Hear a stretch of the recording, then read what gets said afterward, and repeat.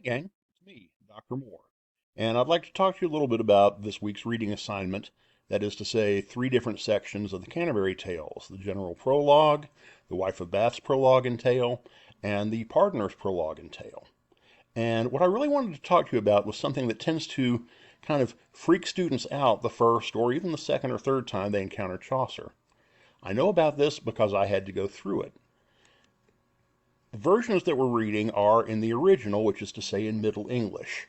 This is the way that English looked and sounded during Chaucer's time, which you'll recall dates from somewhere around 1340 to about the year 1400.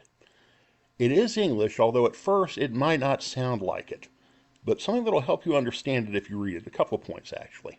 One, think of it as being like looking at pictures of your great-grandfather or somebody like that.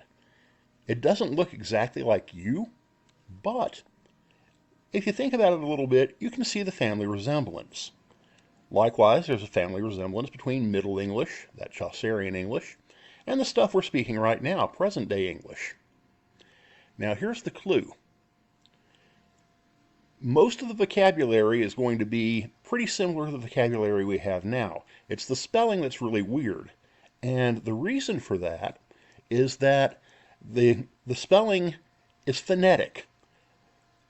We didn't really start to iron out kind of rules for spelling and official ways to spell words and that kind of thing really until about the 18th century. So basically people would hear a text like Chaucer speaking or whatever, or something like that, and they would just write down what they heard.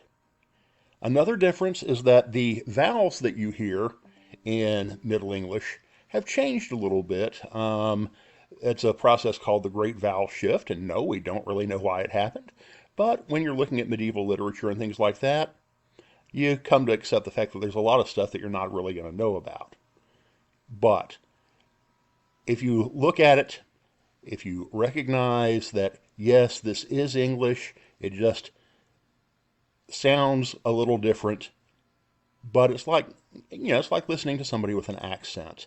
And so it won't be long before you're able to look at Juan that April with his shore solta, the Rostal March hath perked to the Rota, and you'll be able to recognize it as, when in April with its sweet showers, the drought of March has been pierced to the root. It'll make sense to you, and it gets easier the more you do it. So don't give up at first. A lot of studies have indicated that the difference between experienced readers and inexperienced readers, and the difference between successful people in college and less successful people in college, comes from having a certain tolerance for initial frustration. Just like you probably couldn't do something that you're good at the first time you tried it, well, that got better with time and practice too, whether it was hitting a baseball or a golf ball or shooting free throws or anything like that. And that's true for skills like reading and, yes, even reading Middle English.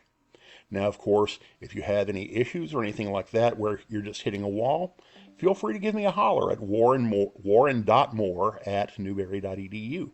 I'll be glad to chat with you or, type back and forth however we want to do it. But you're going to get through this. So, don't panic. Yeah, it's going to look weird. Yeah, it's going to sound funny. But the more practice you get, the better you'll get at it. Looking forward to hearing from you. Talk to you soon. Bye-bye.